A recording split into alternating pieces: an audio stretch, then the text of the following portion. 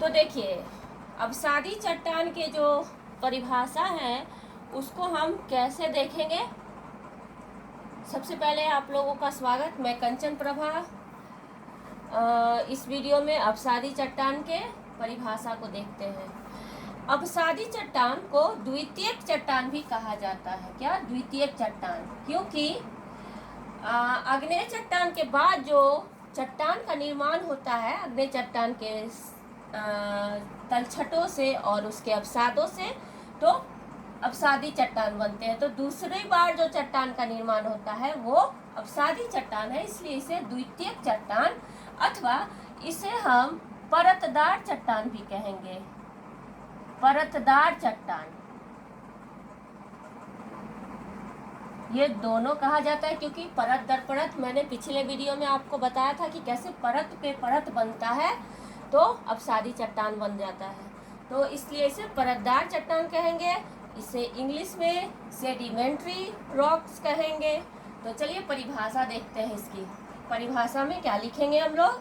आग्नेय चट्टान के किसी कारण से टूटने और दूसरे स्थान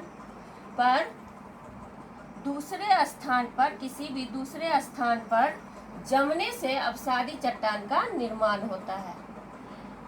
जब आग्नेय चट्टान के नीचे से तलछट से जब बारिश की पानियों से चाहे हवा से किसी से उड़ के दूसरे जगह पर वो जम जाते हैं तो अवसादी चट्टान का निर्माण होता है।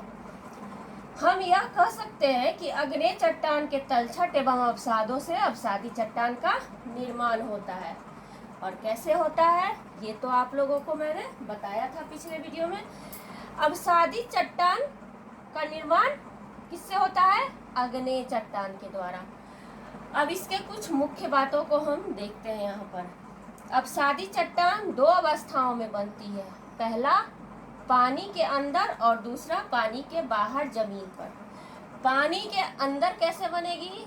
जब बारिश के पानी से वो तलछट, आग्नेय चट्टान के जो तलछट होंगे, इसके नीचे जो छोटे छोटे कण होंगे, वो बारिश के पानी से बहकर दूसरी जगह परत बनाएंगे तो वो क्या हो जाएगा?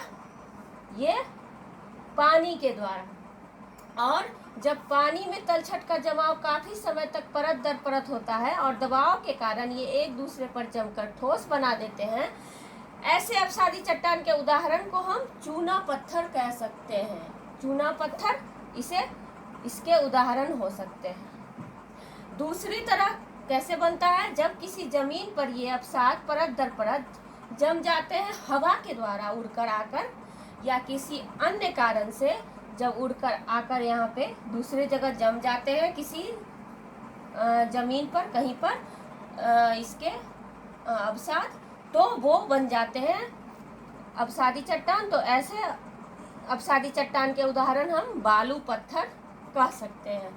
बालू पत्थर ऐसे ही चट्टान के उदाहरण है जो उड़कर हवा के द्वारा किसी जगह एक जगह से दूसरे जगह उड़कर परत दर परत बनाते हैं और अवसादी चट्टान का निर्माण कर देते हैं।